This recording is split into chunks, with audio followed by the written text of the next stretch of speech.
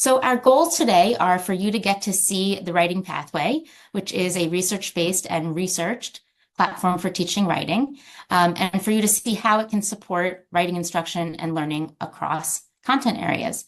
And then you'll also get the chance to experience the platform yourself and explore a little bit and hopefully get any of your questions answered. Okay, and while folks think about that, I will talk through 4 of the problems that we see in the research and just also in our own experience with the way that writing is taught. So first of all, it is just not happening nearly enough. So we know from survey data of teachers that writing is just not taught very often. And then when it is taught, it's often not rigorous enough. So students are not asked really to write at length or write about very complex topics. So this is obviously a huge problem because you can't learn how to write if you're not doing it.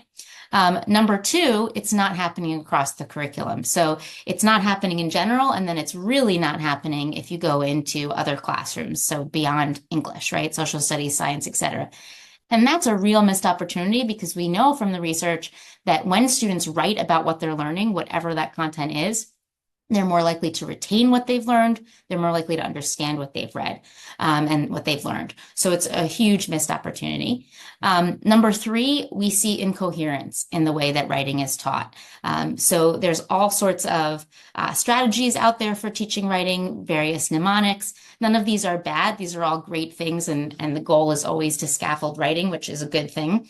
The problem is that we are all using so many different acronyms and scaffolds that even in one building, a student can go from one class to another in the same day and have to write in a totally different way. Ms. Lefkowitz wants me to use this formula, and I use this other formula in Mr. Weinberg's class, etc. So that's adding to their cognitive load. They're already learning new content. They're already learning how to write. All of that is already so difficult. And then we're also asking them to learn another way to write. So the more that we can be consistent and coherent, the better it will be, the easier it will be for them to grasp what we're trying to teach them. And then finally, teachers are not prepared. I know when I think about my own graduate program, there was lots of focus on teaching reading, lots of work on lesson planning, very little focus on how to teach writing and in an explicit, structured way. And this is what we see too reflected in the research and the survey data. So now that we've sufficiently depressed ourselves, I want to talk about what we see as something that can really help address these problems that we have with writing instruction, and it's called the Writing Pathway.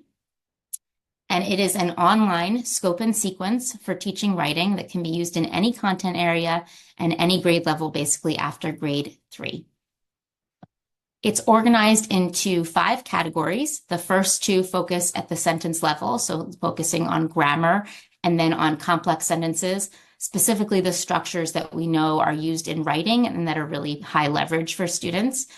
And then the other 3 categories look at the 3 kind of big genres that we ask students to write in during their education, which would be informational or expository writing, persuasive and argumentative writing, including research papers, and then narrative as well.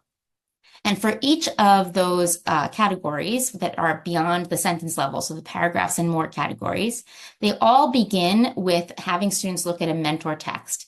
So we know from the research that there's a great deal of value in having students see and study models, and that very often I think about the way I taught, I was asking students to do writing without showing them what I meant by that kind of writing. What does that kind of writing look like? And it can be really hard to find these kinds of models that are appropriate for the grade level students are at to really help guide them in their process.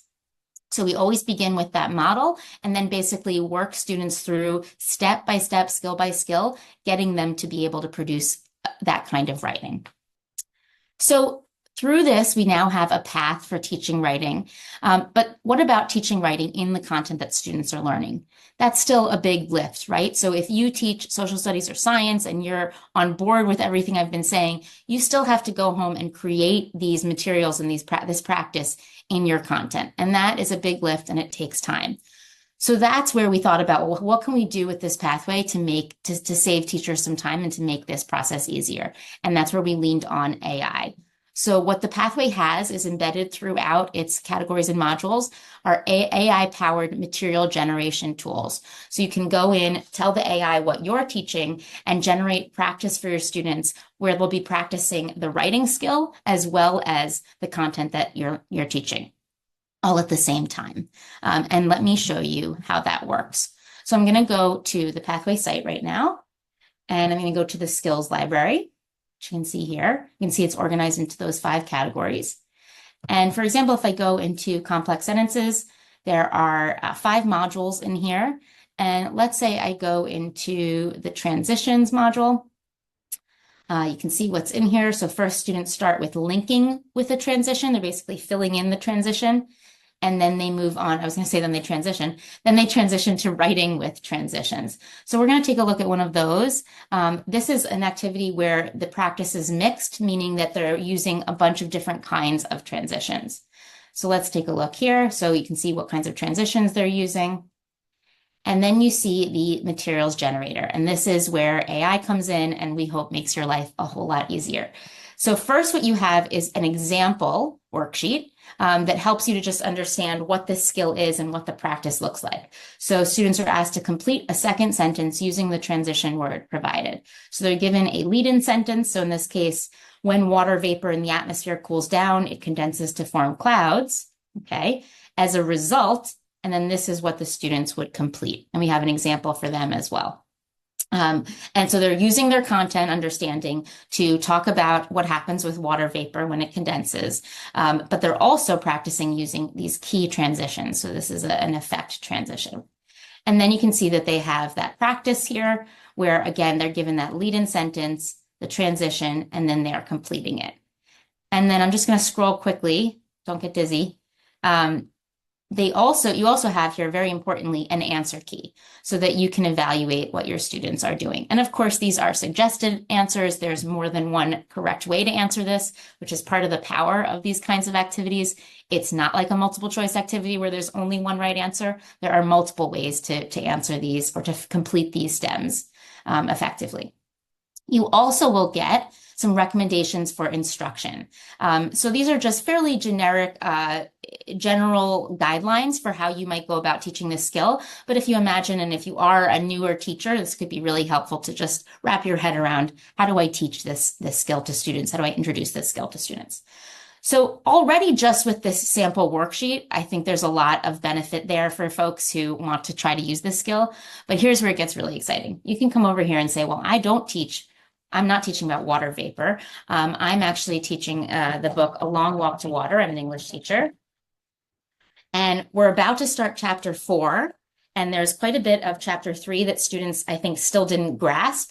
And so I'd like them to do some review of chapter 3 and as well also practice some of these transitions.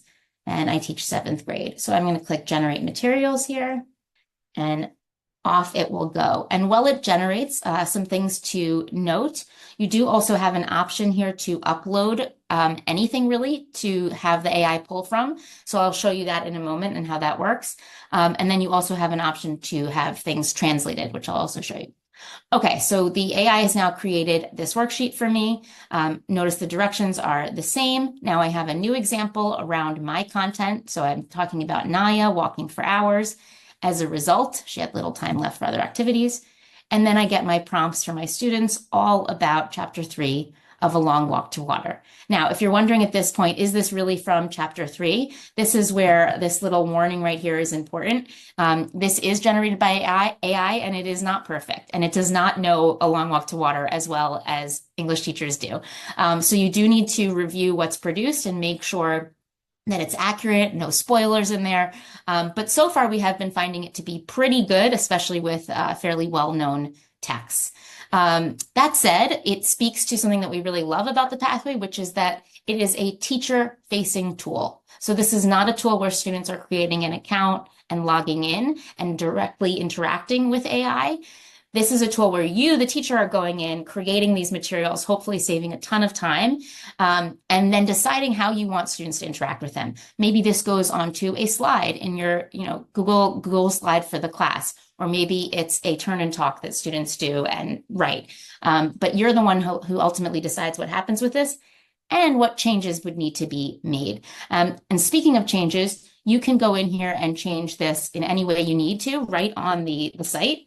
You can add, if you wanted to add your name to it or their name. So you can add whatever you need to and adjust this content in any way you need to for your students. So that's really important to us. And then you can also download and export this to Google Docs or print it as well, so that you can save what it has created. Okay, so let's take a look at one more example here, and then we will go back to our presentation. Okay, so I'm going to go back to the skill library, and I'm now going to go to one of the paragraphs and more categories, writing to persuade or argue. And I'm going to start with this first one, paragraph with paraphrased evidence. And again, the first one here, as I mentioned before, where students are given a mentor text to guide them as an example to follow for what they're doing in this module. So if we look at the sample worksheet, we have students analyzing and annotating a mentor argumentative paragraph with paraphrased evidence. And they have that paragraph here, in this case, about the Revolutionary War. And then they're doing a deconstruction of that paragraph where they're basically figuring out how does each sentence in this paragraph function and contribute to its overall meaning. And they're also looking specifically at transitions as well. So you can see that for the students. And then, of course, you've got your answer key with the explanation of each of those. And notice how specific this is, right? It's not just clearly states the point of the paragraph. It clearly states there were similarities and differences between the hero's actions in the Revolutionary War. So it's very, very specific to the content here. And then again, you get those recommendations for instruction. So, okay, already hopefully useful, but maybe I now want to have students do this. Maybe I do teach science. And we've just done a reading about spit, because what middle schooler doesn't want to read about spit? And so I can actually come here and upload the reading that we did. So this is a reading from an Open SciEd lesson where they're learning about what is in spit. And let's say this is 6th grade. And I can now generate materials. And I'm going to get a mentor argumentative paragraph, but this time it will be about spit. Or in this case, the scientific word saliva. So we get a mentor paragraph about saliva written at a grade level appropriate for my students. And again, we get that answer key as well with that very specific analysis. I can also come here and say, well, I need this in Spanish. I have students who speak Spanish, and I want to be able to provide this to them in both English and Spanish. And it can do that as well, which is pretty incredible. And there it goes. Okay, and we had someone reach out to us recently from Mumbai, sharing that they've been using this and translating to Hindi, and really impressed with its ability to translate into Hindi. So it's really an incredible option, and I really wish I had had it when I was in the classroom. Okay, so you've seen a little bit of how that materials generator works. And we will now go back to the slides here. And what I want to do here is talk about a real classroom example of what it looks like to use the pathway with content. So we're going to look at a unit from the EL curriculum, expository learning curriculum. This is a 7th grade unit for an English class studying the Harlem Renaissance. And so let's say I'm starting the 2nd unit it's a 3-unit module on the Harlem Renaissance. And this 2nd unit is focused on the context of the Harlem Renaissance. So you can see that there under topic. So really understanding kind of the historical background for the Harlem Renaissance. And then I also want to think about, well, where am I asking students to go at the end of this unit? Where am I asking them to write and produce? And you can see that under task, that they're doing some constructed responses, analyzing story elements, language, and theme. And then they're doing a literary argument essay connecting 3 works by theme. And so the specific prompt that they're going to have at the end of this unit that they're going to need to respond to independently is to write an argumentative essay about 3 Harlem Renaissance works that most powerfully illustrate the theme of the power of dreams. And you can see the full prompt below that, as well as the documents that they're supposed to be referring to. So they're supposed to pick 3 of these sources that they've used in this unit, and as well as in the previous unit. So they're going to get some nice review and synthesis of these different text that they've been looking at. Okay, so there's quite a lot that students are being asked to do here, right? So now the question is, how can I use the pathway to help me scaffold this for my students? But before I jump to that, I also want to think about, well, what about my students? What about the students in my class that are in front of me? Because of course they are unique and they are different every class, every year.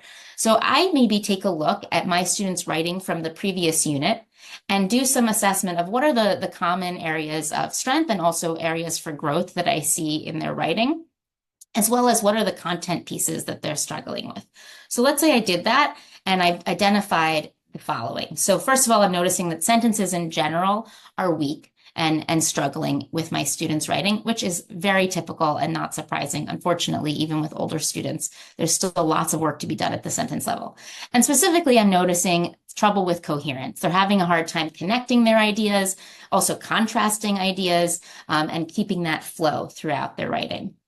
I'm also noticing my students are struggling with writing at length. But whether it's in class or at home, they have a hard time producing a whole lot more than a few paragraphs. And when they do write at length, it tends to get quite jumbled and a bit incoherent.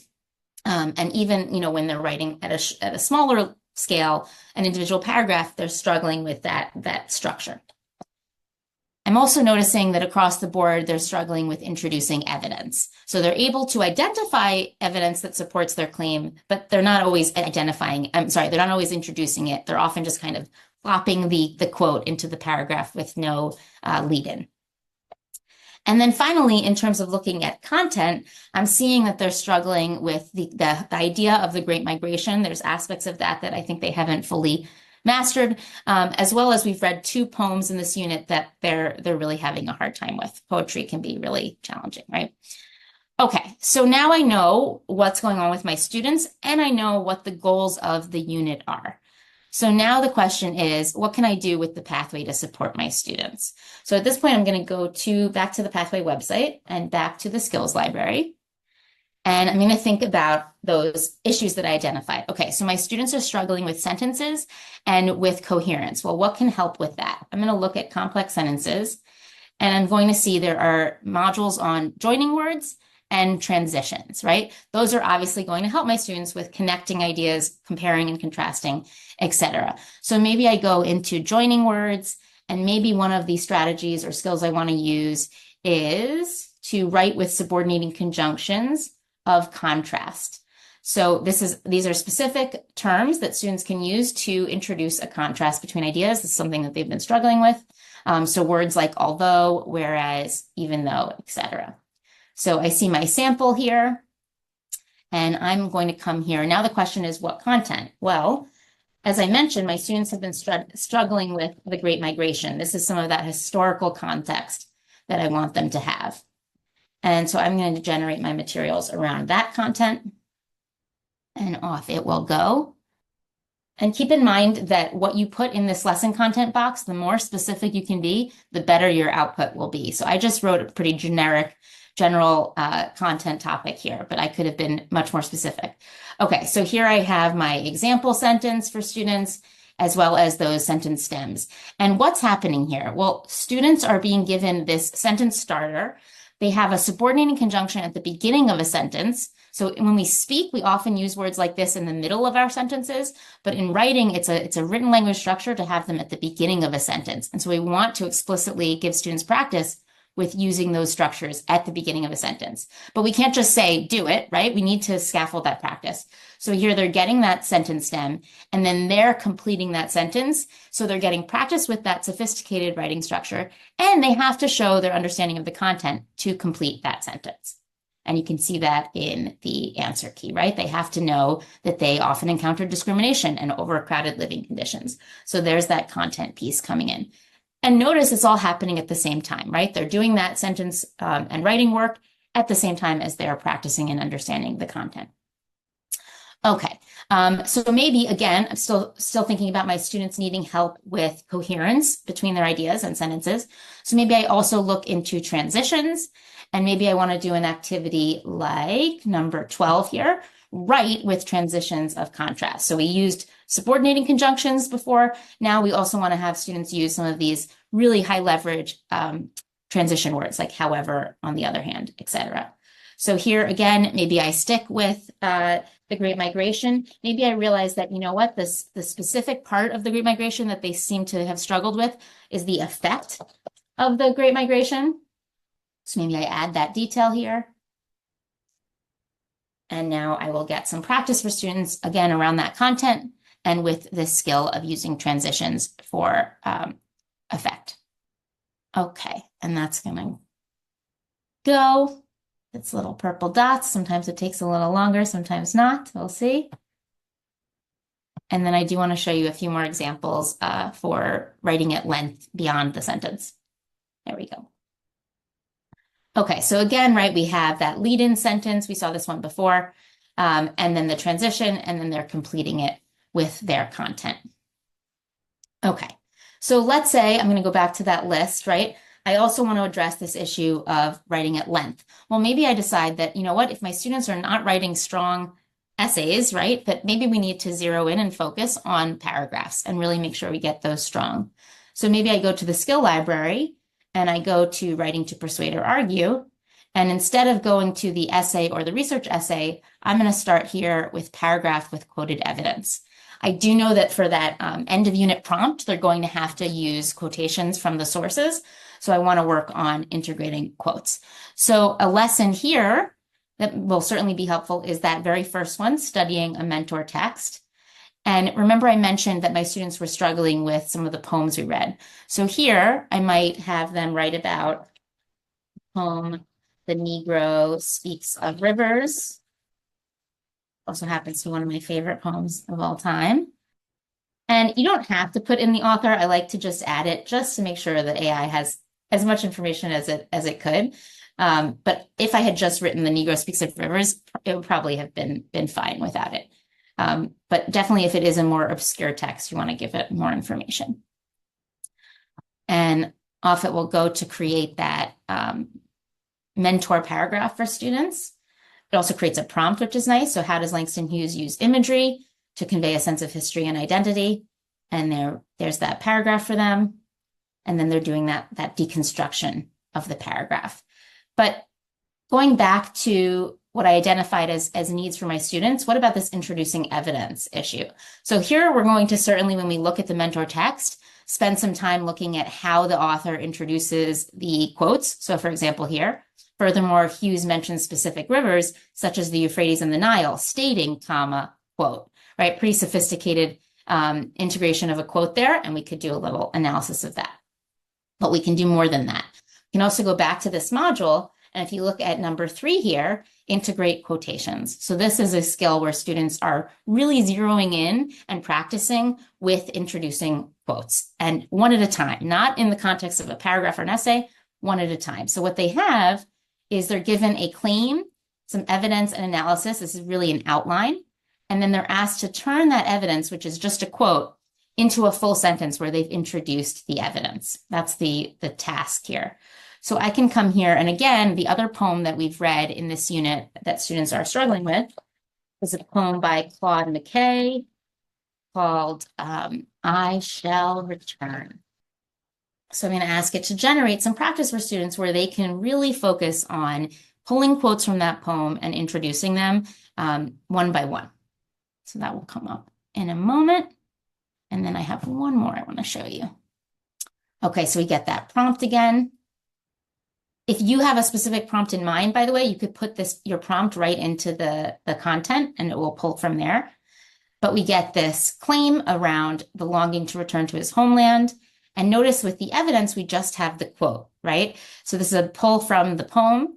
And now what students are asked to do is introduce that quote in a way that connects to their claim. And if we look at the answer key, that's just what's happened. So McKay expresses his longing to return to his homeland where he can, quote, laugh and love and watch with wonder eyes, highlighting his desire to experience joy and wonder. And I'll add, this is pretty sophisticated, but it gives you a sense of where you can encourage students to go in terms of embedding and introducing quotations. Okay, so I want to show you one more here, and that is a skill around revision. So if we go back to writing to persuade or argue and paragraph with quoted evidence, so this is where we were before. We tried this one. We tried integrating quotations. I want to go down here to revise paragraph.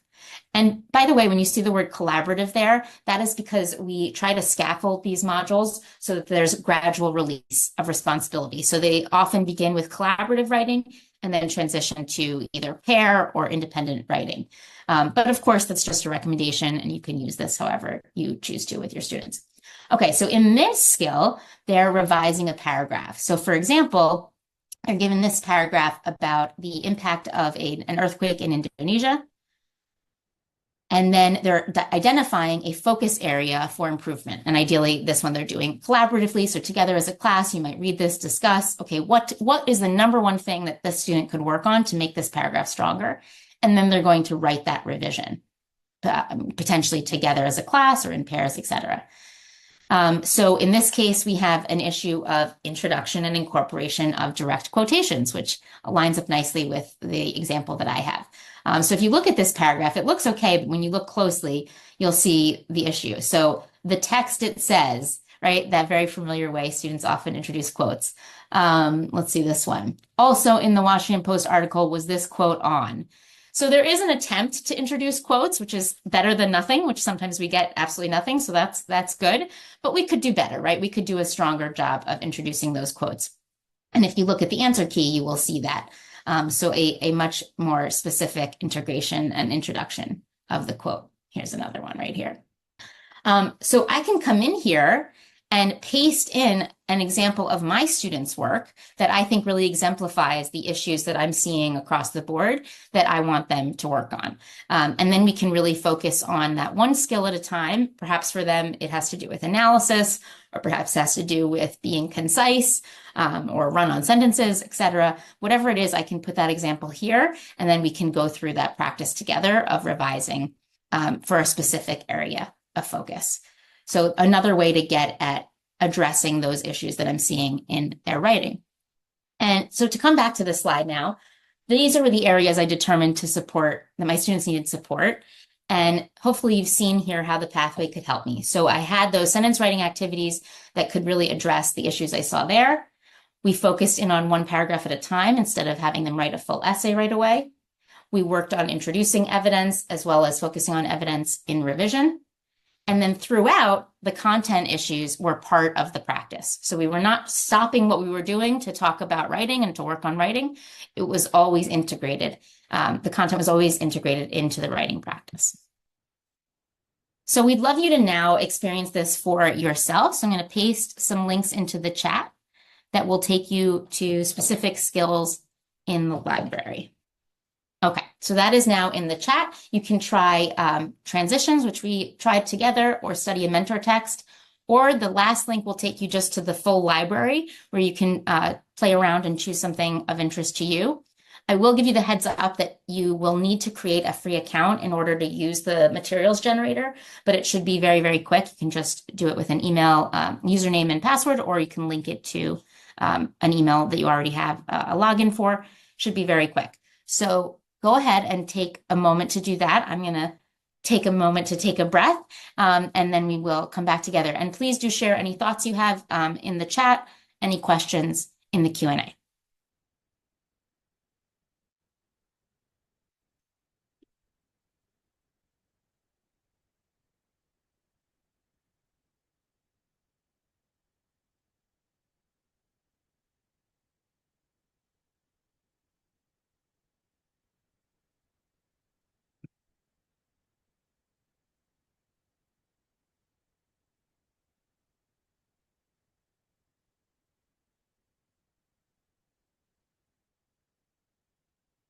And this is also a great time, if you do have a question that's been on your mind, to add that question to the Q&A. We will definitely have some time for those questions before we close.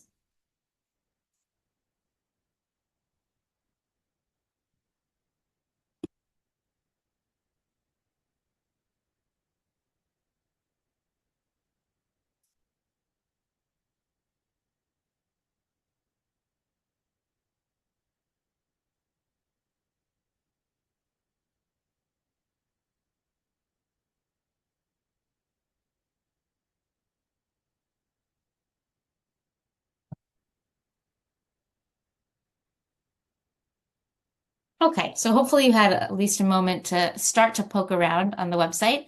I want to take a moment here to talk about impact. So hopefully you can see how the pathway is trying to address the problems that we talked about earlier, and how it's based on what we know works and what we should be doing more of. But does the pathway itself work? Does this particular combination and platform and sequence move the needle on writing instruction? So it's not enough to just have an approach that's based on evidence.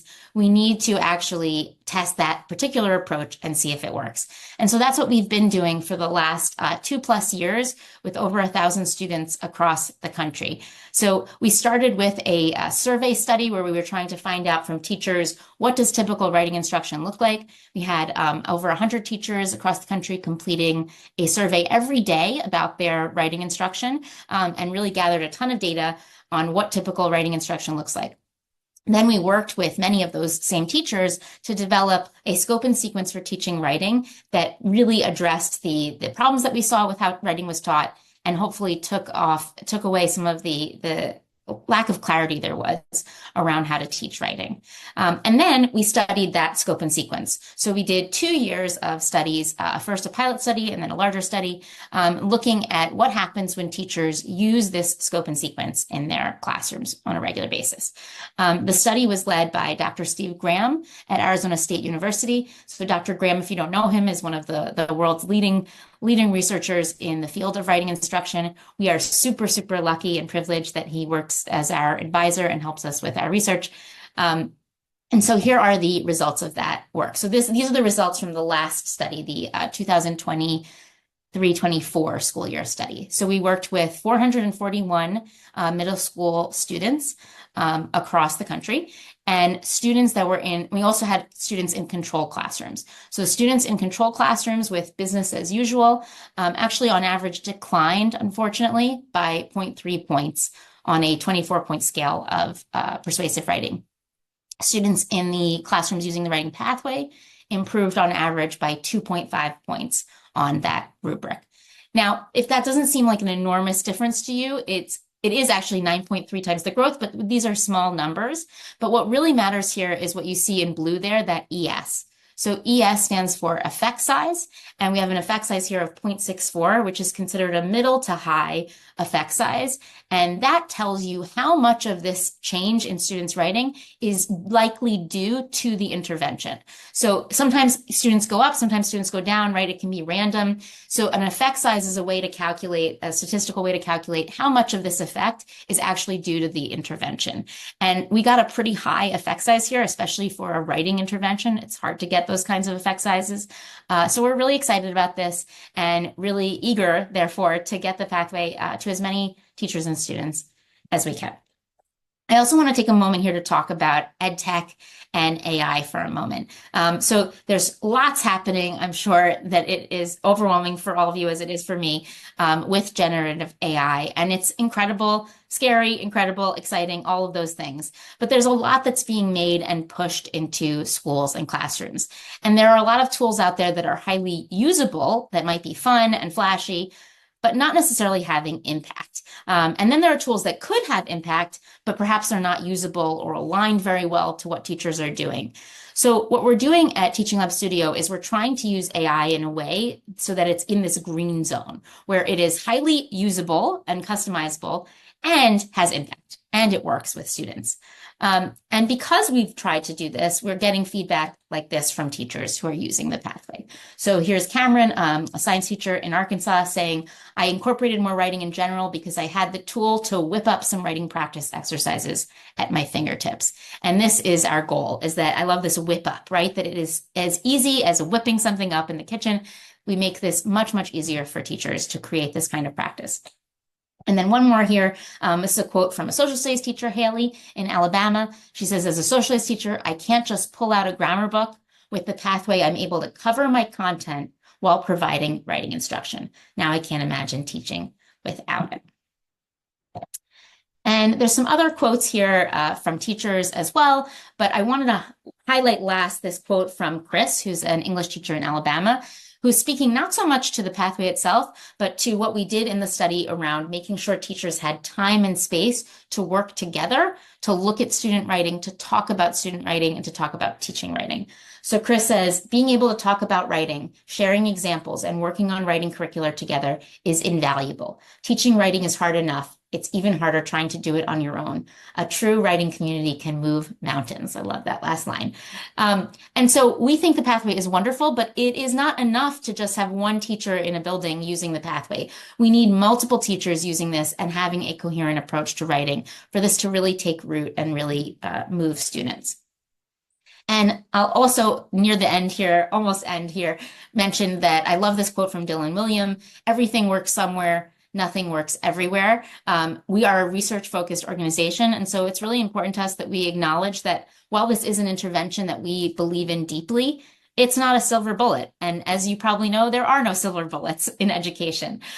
So there are challenges with this, right? There's always the challenge of buy-in and fidelity, other things, competing initiatives, getting this implemented across curriculum, across content areas. Time is probably our biggest obstacle and maybe always will be for teachers. We hope that the AI is helping with that. And our tool doesn't yet provide anything for feedback in terms of feedback to the teacher or the student, although we are working on that. So that's a yet. So there are still things, lots of things to learn and lots of things to improve. And we wanted to acknowledge that. So what can we do about all of the problems that we have with writing instruction? So these are Steve Graham's 11 evidence-based recommendations for teaching writing. This comes from a very recent article of his where he kind of updated his general guidance for teaching writing. They're really great recommendations. And my question for you is, how can the pathway help you or the people that you work with put these into practice? And what more support do you need to make these a reality for students? We're finally getting somewhere in this country with coherence in how we teach reading, which is fantastic. And we're finally getting somewhere with coherence in curriculum and how we build students' knowledge. It's time we get coherent in how we teach writing. Thank you all so much. We can open it up now for questions. And awesome. Okay, so we have a question from Marissa saying she is a second grade teacher and she's curious if you have anything in the works that is student facing for AI writing instruction. Great question. So I would say right now, no, but we are very interested in using AI to help with feedback. So that feedback piece probably will end up not going directly to students, although it might. But what we're really interested in is, can we use AI to help teachers, let's say, upload a set of class writing and have the AI summarize what the trends are there. And then this is the part that I think is probably unique. Can we then take that and direct teachers to what part of the pathway they can focus on next to address the issues in the student writing? So the feedback would be, in that case, more for the teacher to guide their next moves in instruction.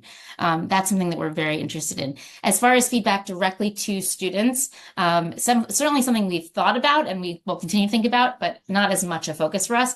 I will say, if you're interested in really strong feedback for students on their writing, quill.org is a great resource and free. And you can use their activities, and their activities do provide feedback directly to students and lots of at-bats and opportunities for revision. Okay, so we have a question around the learning curve for the writing pathway. Is there anything that's a little tricky at first that gets easier as you use it, or is it as simple as it seems? So I would say there are things that are hard. Let me think about this for a second. I think what might be tricky is integrating this into what you're already doing if you already have an approach to writing in your curriculum. So I think in many ways the pathway would be ideal for a new teacher because they have no idea where to start. They can just jump in and create, pretty high quality materials for students. If you've already have a way that you've been teaching writing, it could be a bit of a shift to teach writing in this way and with these sequences. But that said, I do think that thanks to the AI, it really still shouldn't be too much of a lift because you can just come and say, here's how I've been teaching this already. You could even upload a worksheet that you've used in the past to a particular skill and have it kind of pathway-ified. So hopefully it won't be too hard, but that's a great question. Let's see, I think I saw something, yes, in the Q&A. Okay, so we have a question about what recommendations do you have for high schoolers writing on a fourth grade level? So I taught high school as well, and I certainly had students writing far, far below grade level. I think the recommendations are the ones, I'm going to go back, are the ones you see here. So, for example, number 6, teach summary writing. I mean, this is a really critical skill that often gets missed, especially at the high school level. We think of summary as sort of, or a lot of folks tend to think of summary as like a low-level skill. Writing a summary of new content and of content that's difficult is actually very hard, and a really, really good thing for students to be doing. So having them do that kind of practice and scaffolding it, right? So not just saying write a summary, but actually teaching students how to use question words to create a summary and really making that process explicit for them. I think number 10 is also particularly relevant to high school, really connecting writing and reading, not seeing these as separate things, writing across the curriculum, very related to that. There are so many, but yes, it is certainly a challenge, and I want to acknowledge that as well. Okay, and then a question about the website I recommended. Yes, it was called quill.org. I can put that in the chat as well, and they have great sentence level practice activities for students with feedback for students. Okay, and it is 11:45. Oh, Samperna, so I see your question about follow-up webinars. We actually don't have anything scheduled right now, but we will definitely be scheduling some follow-up webinars. We'll definitely redo some of this session, the getting started one, if you want to let colleagues know or friends know about attending this. And we are planning also to do a webinar soon with a panel of teachers who've been using the pathway, which I'm personally really excited about. So letting them speak to you about how they have integrated this into their instruction. So hoping that will be a really, really valuable session. So stay tuned for that. You can, let me think about this. Once you sign up for an account on the pathway, you are in our database. And so you should get emails and updates about upcoming webinars. So stay tuned. Okay, everyone. Thank you all so, so much. It's been such a pleasure to be with you this morning, and I am looking forward to you getting to know and explore the pathway. Be well, stay in touch. Bye-bye, all.